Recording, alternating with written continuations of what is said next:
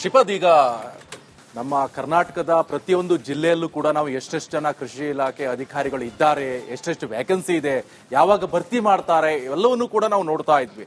ಹಾಗೆ ಕಾರವಾರದಲ್ಲೂ ಕೂಡ ಇಂಥದೇ ಪರಿಸ್ಥಿತಿ ಎದುರಾಗಿದೆ. ಹಾಗಾದ್ರೆ ಅಲ್ಲಿ ಎಷ್ಟು ವ್ಯಾಕೆನ್ಸಿ ಇದೆ, ಏನ್ ಕತೆ, ಅಲ್ಲಿರುವಂತ ಕೃಷಿ ಅಧಿಕಾರಿಗಳು ಏನ್ ಮಾಡ್ತಿದ್ದಾರೆ, ಅಲ್ಲದ್ರ ಬಗ್ಗೆ ಒಂದು ವರದಿ ಇದೆ, ಬನ್ನಿ ನೋಡ್ಕೊಂಡು.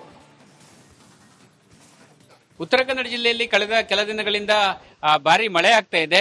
ಹೀಗಾಗಿ ಕೃಷಿ ಚಟುವಟಿಕೆ ಕೂಡ ಚುರುಕಾಗಿರುವಂತದ್ದು. ಕರಾವಳಿ ಮಲೆನಾಡು ಮತ್ತು ಬೇರೆ ಬೇರೆ ಭಾಗಗಳು ಕೂಡ ಮಳೆ ಆಗ್ತಿದ್ರಿಂದ ಇಲ್ಲಿ ನಾಟಿ ಕಾರ್ಯ ಕೂಡ ನಡೀತಾ ಇದೆ. ಹೀಗಾಗಿ ಸಂಬಂಧಪಟ್ಟಂತೆ ಕೃಷಿ ಇಲಾಖೆ ಅಧಿಕಾರಿಗಳು ಆಗಾಗ ಕ್ಷೇತ್ರಕ್ಕೆ ಭೇಟಿ ಕೊಡ್ತಾ ಇದ್ದಾರೆ. ಇಲ್ಲಿ ಪ್ರಮುಖ ವಿಚಾರ ಅಂತ ಹೇಳಿದ್ರೆ ಉತ್ತರ ಕನ್ನಡ ಜಿಲ್ಲೆಯಲ್ಲಿ ಕೃಷಿ ಇಲಾಖೆಯಲ್ಲಿ ಹಲವು ಹುದ್ದೆಗಳು ಖಾಲಿ ಇರೋದ್ರಿಂದ ಸಮಸ್ಯೆ ಆಗ್ತಾ ಇರುವಂತದ್ದು.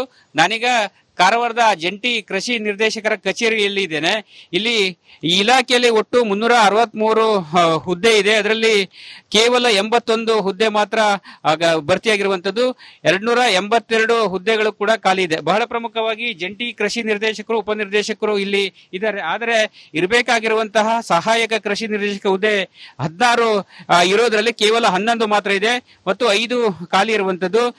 ಇನ್ನು ಬೇರೆ ಬೇರೆ ತಾಲೂಕುಗಳಲ್ಲಿ ಕೆಲಸ ಮಾಡುವಂತಹ ಕೃಷಿ ಅಧಿಕಾರಿಗಳು ಮತ್ತು ಸಹಾಯಕ ಕೃಷಿ ಅಧಿಕಾರಿಗಳ ಪ್ರಮಾಣ ತುಂಬಾ ಕಡಿಮೆ ಆಗಿದೆ ಅಂತ ಹೇಳ್ಬೋದು. ಅಂದ್ರೆ ಇಲ್ಲಿ ಸಹಾಯಕ ಕೃಷಿ ಅಧಿಕಾರಿ ಹುದ್ದೆ 76 ಇರುವಲ್ಲಿ ಕೇವಲ 15 ಮಾತ್ರ ಇದೆ ಮತ್ತು ಸಹಾಯಕ ಕೃಷಿ ಅಧಿಕಾರಿ ಇರುವ 86 ಮಂಜೂರಾತಿ ಹುದ್ದೆಯಲ್ಲಿ ಕೇವಲ ಒಂದೇ ಮಾತ್ರ ಇದೆ. 85 ಸಹಾಯಕ ಕೃಷಿ ಅಧಿಕಾರಿ ಹುದ್ದೆ ಕೂಡ ಖಾಲಿ ಇರುವಂತದ್ದು. ಹೀಗಾಗಿ ಸಂಬಂಧಪಟ್ಟಂತೆ ಇಲ್ಲಿ ಬಹಳ ಸಮಸ್ಯೆ ಕೂಡ ಆಗ್ತಾ ಇರುವಂತದ್ದು. ಈ ಬಗ್ಗೆ ಸಂಬಂಧಪಟ್ಟಂತೆ ಜಂಟಿ ಕೃಷಿ ನಿರ್ದೇಶಕರನ್ನ ಮಾತಾಡ್ತೀವಿ. ಸರ್ ನಮಸ್ಕಾರ. ಕೃಷಿ ಇಲಾಖೆಯಲ್ಲಿ ತುಂಬಾ ಹುದ್ದೆಗಳು ಕೂಡ ಖಾಲಿ ಇರುವಂತ ಸರ್, ಏನೇನು ಸಮಸ್ಯೆಗಳಾಗ್ತಿದೆ ಸರ್? ಉತ್ತರ ಕನ್ನಡ ಜಿಲ್ಲೆ ಭೌಗೋಳಿಕವಾಗಿ ಅತ್ಯಂತ ದೊಡ್ಡ ಜಿಲ್ಲೆ, 12 ತಾಲೂಕುಗಳನ್ನು ಒಳಗೊಂಡಿರೋದ್ರಿಂದ ಕ್ಷೇತ್ರ ಮಟ್ಟದಲ್ಲಿ ಕೃಷಿ ಇಲಾಖೆಯ ವಿವಿಧ ಯೋಜನೆಗಳನ್ನಿರ್ಬೋದು ಅಥವಾ ರೈತರಿಗೆ ಬೇಕಾಗುವಂಥ ಮಾರ್ಗದರ್ಶನಗಳನ್ನು ನೀಡಲಿಕ್ಕೆ ಕ್ಷೇತ್ರ ಮಟ್ಟದಲ್ಲಿ ಅಧಿಕಾರಿಗಳ ಅವಶ್ಯಕತೆ ಇರ್ತದೆ. ಆದರೆ ಜಿಲ್ಲೆಯಲ್ಲಿ ಈ ಕ್ಷೇತ್ರ ಮಟ್ಟದ ಅಧಿಕಾರಿಗಳಾದಂಥ ಕೃಷಿ ಅಧಿಕಾರಿಗಳು ಇರ್ಬೋದು ಅಥವಾ ಸಹಾಯಕ ಕೃಷಿ ಅಧಿಕಾರಿಗಳ ಹುದ್ದೆ ತುಂಬ ಖಾಲಿ ಇದ್ದಾವೆ. ಆದರೆ ಇತ್ತೀಚಿನ ದಿನಗಳಲ್ಲಿ ಸರ್ಕಾರ ಈ ಹುದ್ದೆಗಳನ್ನು ಅಧಿಕಾರಿಗಳನ್ನು ಈಗ ತುಂಬಿಸ್ಕೊಳ್ಳಿಕ್ಕೆ ಪ್ರಕ್ರಿಯೆ ಪ್ರಾರಂಭವಾಗಿದೆ. ಇನ್ನೊಂದು 2-3 ತಿಂಗಳಲ್ಲಿ ನಮಗೆ ಸಂಬಂಧಿಸಿದ ಕ್ಷೇತ್ರ ಮಟ್ಟದ ಅಧಿಕಾರಿಗಳು ಬರುವಂಥ ಒಂದು ನಿರೀಕ್ಷೆ ಇದೆ. ಈ ಕೃಷಿ ಅಧಿಕಾರಿಗಳು ಮತ್ತು ಸಹಾಯಕ ಕೃಷಿ ಅಧಿಕಾರಿಗಳು ರೈತ ಸಂಪರ್ಕ ಕೇಂದ್ರದ ಮಟ್ಟದಲ್ಲಿ ಕೆಲಸ ನಿರ್ವಹಿಸುವಂಥವರು. ಇವರು ನೇರವಾಗಿ ರೈತರೊಟ್ಟಿಗೆ ಸಂಪರ್ಕದಲ್ಲಿರುವಂಥವರು.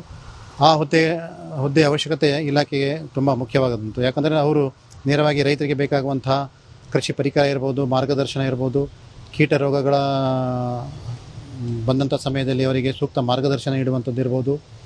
ಈ ಎಲ್ಲ ಕೆಲಸಗಳನ್ನು ಕೃಷಿ ಅಧಿಕಾರಿಗಳು ಮತ್ತು ಸಹಾಯಕ ಕೃಷಿ ಅಧಿಕಾರಿಗಳು ಮಾಡಬೇಕಾಗಿರುತ್ತದೆ. ಇಷ್ಟು ಜಂಟಿ ಕೃಷಿ ನಿರ್ದೇಶಕರು ಹೇಳುವಂಥ ಮಾತು. ಒಟ್ಟಿನಲ್ಲಿ ಕಳೆದ 3 ವರ್ಷಗಳಿಂದ ಇಲಾಖೆಯಲ್ಲಿ ಕೆಲಸ ಮಾಡುವಂತಹ ಅಧಿಕಾರಿಗಳು ನಿವೃತ್ತಿ ಹೊಂದಿದ್ದಾರೆ. ಹೀಗಾಗಿ ಒಂದ್ ಕಡೆ ನೇಮಕಾತಿ ಕೂಡ ಆಗಿಲ್ಲ. ಹೀಗಾಗಿ ಸಂಬಂಧಪಟ್ಟಂತೆ ರೈತರಿಗೆ ಮಾರ್ಗದರ್ಶನ ನೀಡುವಂತಹ, ರೈತರಿಗೆ ಸಲಹೆ ನೀಡುವಂತಹ ಕೃಷಿ ಅಧಿಕಾರಿ, ಸಹಾಯಕ ಕೃಷಿ ಅಧಿಕಾರಿಗಳ ಹುದ್ದೆ ಖಾಲಿ ಇದೆ. ಹೀಗಾಗಿ ಸಂಬಂಧಪಟ್ಟಂತೆ ಸರ್ಕಾರ ಆದಷ್ಟು ಬೇಗ ಕೃಷಿ ಇಲಾಖೆಯಲ್ಲಿ ನೇಮಕಾತಿಯನ್ನು ಮಾಡೋದ್ರ ಮೂಲಕ ರೈತರು, ಕೃಷಿಕರಿಗೆ ಅನುಕೂಲ ಮಾಡಿಕೊಡ್ಬೇಕಾಗಿದೆ. ಕ್ಯಾಮರಾ ಪರ್ಸನ್ ಕಿಶನ್ ಗುರು ಜೊತೆ ನಾನು ಶೇಷಗಿರಿ ಮುಂಡಳ್ಳಿ, ರಿಪಬ್ಲಿಕ್ ಕನ್ನಡ, ಕಾರವಾರ. ಇನ್ನ ಮಂಡ್ಯದಿಂದ ಲಿಂಗರಾಜು ಅಂತ ಕರೆ ಮಾಡಿದ್ದಾರೆ. ಲಿಂಗರಾಜು ಅವರ ನಮಸ್ಕಾರ.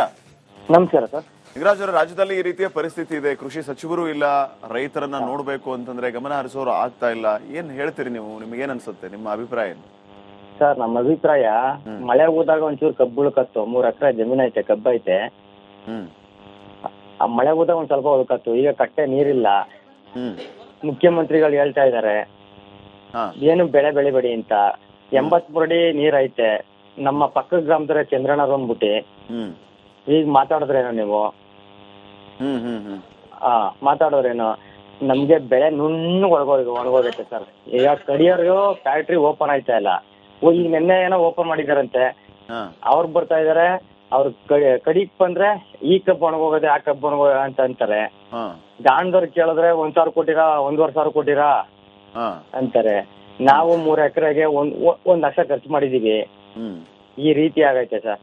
ನಮ್ಮ ಗೋಳು ಕೇಳೋರೇ ಇಲ್ಲ. ಗೋಳು ಕೇಳೋರಿಲ್ಲ ಸರ್ಕಾರ. ಇಲ್ಲಿ ನಮ್ಮ ಶಾಸಕರು, ಅದೇ ಈ ಸರ್ಕಾರ ಏನ್ ಮಾಡ್ಬೇಕು ಅಂತ ನೀವು ಹೇಳ್ತೀರಿ? ಸರ್ಕಾರ ಸರ್ ನಮ್ಮ ಪರಿಸ್ಥಿತಿ ಅರ್ಥ ಮಾಡ್ಕೊಂಡಿ ಬೆಳೆ ವಿಮೆ ಕೊಡ್ಬೇಕು, ಇಲ್ಲ ಬರ ಪರಿಹಾರ ಕೊಡ್ಬೇಕು, ಇಲ್ಲ ರೈತರಿಗೆ ಇಷ್ಟು ಅಂತ ಸಾಲ ಮನ್ನಾ ಮಾಡ್ಬೇಕು. ಅವ್ರ ನೋಡ್ಕಂಡಿ ನೀರಿಲ್ದೇನೆ ಜನ ಗೋಳ್ ಕೇಳ್ದಂಗ ಆಗೋಗೈತೆ. ಡಿ ಕೆ ಶಿವಕುಮಾರ್ ಅವರು ಕ್ಯಾಬಿನೆಟ್ ನಲ್ಲಿ ಕೃಷಿ ಸಚಿವರೇ ಇಲ್ಲ ಈಗ. ಕೃಷಿ ಸಚಿವರೇ ಇಲ್ದಂಗೆ ಆಗೋಗೈತೆ. ಅವ್ರು ಗುದ್ದಾಡ್ಕೊಂಡೇ ಇದಾರೆ. ಅವ್ರು ಆ ಖಾತೆ ಬೇಕು ಈ ಖಾತೆ ಬೇಕು ಅನ್ಕಂಡು ಒದ್ದಾಡ್ತಾ ಇದಾರೆ. ನಮ್ಮ ಮಂಡ್ಯ ಜಿಲ್ಲೆಯಲ್ಲಿ ಯಾವತ್ತು ಈ ತರ ನಮ್ ಎಸ್.ಎಂ. ಕಿಶನ್ ಕಾಲದಲ್ಲಿ ಒಂದ್ಸರಿ ಆಗಿತ್ತು. ಉಳ್ಳಿ ಚಲಿಸ್ತಿದ್ರು. ಈಗ ಬೆಳೆ ಬಂದೈತೆ, ಭತ್ತ ಎಲ್ಲ ಕಟಾವ್ ಆಗೈತೆ, ಅವು ಒಣಗೋಯ್ತು. ಈಗ ಕಬ್ಬು ಎಲ್ಲ ಕಟಾವ್ ಬಂದವೆ, ಗಾಂಧರು ಕೇಳ್ತಾ ಇಲ್ಲ, ಫ್ಯಾಕ್ಟ್ರಿಯರು ಹಾಳು ಬಂದ್ರೆ ಒಣಗೋಗೈತೆ ಅಂತ ಕಡಿಕೆ ಆಗುದಿಲ್ಲ ಅಂತವ್ರೆ. ಫೈನ್, ಥ್ಯಾಂಕ್ ಯು ಸರ್ ಕರೆ ಮಾಡಿ ಅಭಿಪ್ರಾಯ ತಿಳಿಸಿದಕ್ಕೆ. ಇನ್ನು ರವಿಕುಮಾರ್ ಅಂತೇಳಿ ಮತ್ತೊಬ್ರು ಕರೆ ಮಾಡಿದ್ದಾರೆ ಹುಣಸೂರಿಂದ. ರವಿಕುಮಾರ್ ಅವರೇ ನಮಸ್ಕಾರ. ನಮಸ್ಕಾರ ಸರ್. ಹೇಳಿ, ನಿಮ್ಮ ಅಭಿಪ್ರಾಯ ಹಂಚ್ಕೊಳ್ಳಿ. ಹುಣಸೂರು ತಾಲೂಕಿನಿಂದ ಮಾತಾಡ್ತಾ ಇರೋದು. ಈ ಹುಣಸೂರು ತಾಲೂಕಲ್ಲಿ ಕೃಷಿ ಅಧಿಕಾರಿಗಳೇ ಇಲ್ಲ ಸರ್. ಎಷ್ಟು ಸಮಸ್ಯೆ ಆಗ್ತಾ ಇದೆ ಅಧಿಕಾರಿಗಳಿಲ್ಲದೆ? ಸರ್, ಅಧಿಕಾರಿ ಇಲ್ಲದೆ ಇನ್ನೇನು ಅವಾಗ್ಲೇ ಆಲ್ರೆಡಿ ಸುಮಾರು ರೈತರುಗಳನ್ನ ಕಳ್ಕೊಂಡ್ಬಿಟ್ಟಿದ್ದೀವಿ ಈ ಬರಗಾಲದಿಂದ. ಆಮೇಲೆ ಏನು ಅಂತರ್ಜಲ ವಾಟರ್ ಇಲ್ಲದೆ ತುಂಬಾನೇ ಅನನುಕೂಲಕ್ಕಾಗೈತೆ. ಇನ್ನು ರೈತರುಗಳನ್ನ ಕಳ್ಕೊಳ್ಳೋದ ಕಡೆ ಇವರು ಏನು ಈ ರಾಜಕಾರಣಿಗಳು ಅಧಿಕಾರಿಗಳೆಲ್ಲ ಒಳಗೆ ತೋರಿಸ್ತಾರೆ ಸರ್. ತುಂಬಾನೇ ತಪ್ಪತ್ತೆ ಸರ್. ಯಾಕಂದ್ರೆ ಇಲ್ಲಿ 2 ಎಕರೆ ಬಾಳೆ ಹಾಕೊಂಡಿದೀವಿ. ಬಾಳೆಗೆ ನಿಗದಿತ ಒಂದು ಬೆಲೆ ಸಿಗ್ತಾ ಇಲ್ಲ, ರೇಟ್ ಇಲ್ಲ. ಕೆಲವೊಂದ್ ಕಡೆ ಬರ ಬಂದು ಎಲ್ಲ ಒಣಗೋಗ್ತಾ ಇದೆ, ಅದನ್ನ ಪರಿಶೀಲನೆ ಮಾಡೋರಿಲ್ಲ. ಈಗ ಎಲ್ಲ ಈಗೆಲ್ಲ ಭತ್ತಕ್ಕೆ ರೆಡಿ ಮಾಡ್ಕೊಬೇಕು, ಬಿತ್ತನೆ ಎಲ್ಲ ಬೇಕಾಗಿದೆ. ಅಲ್ಲಿ ಆಫೀಸ್ಗಳಿಗೆ ಹೋದ್ರೆ ಅಲ್ಲಿ ಅಧಿಕಾರಿಗಳೇ ಇರೋದಿಲ್ಲ ಸರ್. ತುಂಬಾನೇ ಕಷ್ಟ, ತುಂಬಾನೇ ತೊಂದರೆ ಮಾಡ್ತಾವ್ರೆ, ತುಂಬಾನೇ ಹಿಂಸೆ ಆಗ್ಬಿಟ್ಟೈತೆ. ರೈತರುಗಳಿಗಂತೂ ಎಷ್ಟು ಅಯ್ಯೋ ಅನ್ಸ್ಕೊಬೇಕೋ ಅಷ್ಟು ಅಯ್ಯೋ ಅನ್ಸ್ಕೊತಾವ್ರೆ. ಅದು ಎಷ್ಟು ಮಟ್ಟಿಗೆ ಅಂದ್ರೆ ಇದು ನಮ್ಮ ರಾಜ್ಯ ಮುಂದುವರಿಯುವಂತ ಒಂದು ಯೋಜನೆ ಅಂತೂ ಇಲ್ಲ ಸರ್. ಇದು ರೈತರು ಅಯ್ಯೋ ಅನ್ಸ್ಕೊಂಡ್ರೆ ಇನ್ನೂ ಹಿಂದುಳಿದೋಗುತ್ತೆ ಹೊರತು ಮುಂದುವರಿಯಕ್ ಆಗಲ್ಲ sir. Okay, thank you Ravikumar ಅವರೇ. ಇನ್ನೊಬ್ರು ಕಾಲರ್ ರೆಡಿ ಇದ್ದಾರೆ, ಪುಟ್ಟರೇಶ್ ಅಂತ. ಪುಟ್ಟರೇಶ್ ಅವರೇ ನಮಸ್ಕಾರ ಸರ್. ಏನ್ ಹೇಳ್ತೀರಾ ಸರ್? ಇವಾಗ ರೈತರದ್ದು ಏನಂದ್ರೆ, ಇವಾಗ ಮಳೆ ಆಗ್ಲಿ, ಈಗ ಮಳೆ ಬರೋದಾಗ್ಲಿ ಇದಾಗ್ಲಿ ಯಾವ ರಾಜಕಾರಣಿ ಕೈಲಿಲ್ಲ, ಯಾವ ರಾಜಕೀಯ ಕೈಲೂ ಇರೋದಿಲ್ಲ. ಅದು ಬಂದು ದೇವ್ರು ಕೊಟ್ಟ ವರ. ಓಕೆನಾ? ಇವಾಗ ಏನಾಗುತ್ತಂದ್ರೆ, ಇವಾಗ ದೊಡ್ಡ ದೊಡ್ಡ ರೈತರೆಲ್ಲರೂ ಹೆಂಗೋ ಬದುಕೊಳ್ತಾರೆ. ಈಗ 1 ಎಕರೆ 2 ಎಕರೆ ಇರೋರೆಲ್ಲ ಬದುಕೋದ್ ಕಷ್ಟ ಐತೆ. ಇವಾಗಿನ ನಮ್ದು ರೈತರು ಏನ್ ಮಾಡ್ತಾರೆ, ನಮ್ದು 2 ಎಕರೆ ಹೊಲ ಐತೆ ಅಂತಂದೇಳಿ 1 ಟ್ರ್ಯಾಕ್ಟರ್ ತಗೊಂಡ್ಬರ್ತೀವಿ, ಅದನ್ನ ಉಳಿಮೆ ಮಾಡಕ್ಕೆಲ್ಲ ಇದು ಮಾಡ್ತೇವೆ. ಬಟ್ ಈ ತರ ಮಳೆ ಹೋಯ್ತಂದ್ರೆ ಅದಕ್ಕ EMI ಕಟ್ಟೋದಾಗ್ಲಿ ಅದೇನು ಎಲ್ಲದೂ ಪ್ರಾಬ್ಲಮ್ ಆಗುತ್ತೆ ಅಲ್ವಾ? ಹೌದು.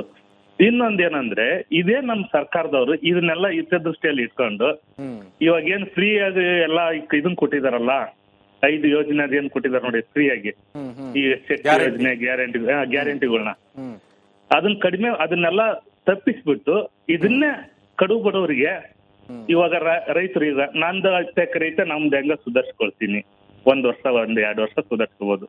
ಈಗ ಅದನ್ನೇ ನಂಬ್ಕೊಂಡು ಕೂಲಿ ಮಾಡೋರಿದ್ದೀವಿ ಹಳ್ಳಿಗಳಲ್ಲಿ. ಈ ಜಮೀನ್ ಇಲ್ದಲೆ ಇದೇ ಜಮೀನಲ್ಲೇ ಇದು ಕೂಲಿ ಮಾಡ್ಕೊಂಡು ತಿನ್ನೋಷ್ಟು ಬಡತನ ಐತೆ ಹಳ್ಳಿಗಳಲ್ಲಿ. ಥ್ಯಾಂಕ್ ಯು ಪುಟ್ಟರೇಶ್ ಅವರೇ, ರಿಪಬ್ಲಿಕ್ ಕನ್ನಡ ಜೊತೆ ಮಾತನಾಡಿದೆ. ಕರೆ ಮಾಡಿದ್ದಾರೆ. ರಮೇಶ್ ಅವರೇ ನಮಸ್ಕಾರ. ಹೇಳಿ, ಎಷ್ಟು ಕಷ್ಟ ಆಗ್ತಾ ಇದೆ ನಿಮ್ಗೆ? ಅಲ್ಲಿ ಅಧಿಕಾರಿಗಳು ಇದ್ದಾರಾ ಇಲ್ವಾ? ಸರ್ ನಮಸ್ಕಾರ ಸರ್. ಸರ್ ನಿಮ್ಗೊಂದು ಕಿವಿ ಮಾತು ಹೇಳ್ತೀವಿ ಸರ್, ಬೇಜಾರು ಮಾಡ್ಕೋಬೇಡಿ. ಹೇಳಿ ಸರ್. ನಮ್ಮ ಮಂಡ್ಯದಿಂದನೇ ಚುನಾಯಿತ ನಮ್ಮ ರೈತರನ್ನ ಹೆಸರು ಹೇಳಿ ಅವನು ಸ್ವಾಮಿ ಮಿನಿಸ್ಟರ್ ಆದ್ನಲ್ಲ ಸರ್, ಅವ್ನಿಗೇನಾರ ಮಾನ ಮರ್ಯಾದೆ ಏನೋದು ಇದೆಯಾ ಸರ್? ಹಲೋ, ಹೇಳಿ ಕೇಳಿಸ್ತಾ ಇದೆ, ಹೇಳಿ ರಮೇಶ್ ಸರ್. ಏನಕ್ಕೆ ಅಂತಂದ್ರೆ, ಒಂದು ಬೆಳೆ 1.5 ತಿಂಗಳು ಸ್ಟ್ಯಾಂಡಿಂಗ್ ನಿಂತ್ಕತ್ತದ ಸರ್, ಇರು ಬೆಳೆ. ಯಾಕೆ ಸರ್ ನಮ್ಗೆ ಇಷ್ಟೊಂದು ರೈತರನ್ನ ಈ ತರ ತಿಂದಿ ಬದುಕ್ತಾ ಇದಾರೋ ಚುನಾಯಿತ ಪ್ರತಿನಿಧಿಗಳು? ಅವ್ರಿಗೆ ಸ್ವಲ್ಪ ನಿಮ್ಮ ಮುಖಾಂತರನಾರು ಅವ್ರಿಗೆ ತಿಳುವಳಿಕೆ ಹೇಳಿ ಸರ್ ಅವ್ರಿಗೆ. ಖಂಡಿತ ರಮೇಶ್ ಅವರೇ. ಈಗ ನೋಡಿ, ನಮ್ಮ ವಿಚಾರ ಅಂತಾರೆ, ನಿಮ್ಮ ಧ್ವನಿ ಇದೆಯಲ್ಲ ಅದನ್ನ ತಲುಪಿಸುವಂತ ಕೆಲಸವನ್ನ ಮಾಡ್ತೀವಿ. ಖಂಡಿತವಾಗ್ಲೂ ಕೂಡ ನಿಮ್ಮ ಧ್ವನಿ ತಲುಪಿರುತ್ತೆ. ಈಗ ಯಾರು ಈಗ ಇದಕ್ಕೆ ಸಂಬಂಧಪಟ್ಟಂತವ್ರು ಇರ್ತಾರೆ, ಮುಂದೆ ಯಾರು ಇಲಾಖೆಗೆ ಬರ್ತಾರೆ, ಇವರೆಲ್ಲರ ಧ್ವನಿಯನ್ನ ಕೇಳಬೇಕು, ಅರ್ಥ ಮಾಡ್ಕೋಬೇಕು ಎಷ್ಟು ಕಷ್ಟ ಆಗ್ತಾ ಇದೆ ಅಂತೇಳಿ ರೈತರಿಗೆ. ಥ್ಯಾಂಕ್ ಯು ರಮೇಶ್ ಅವರೇ.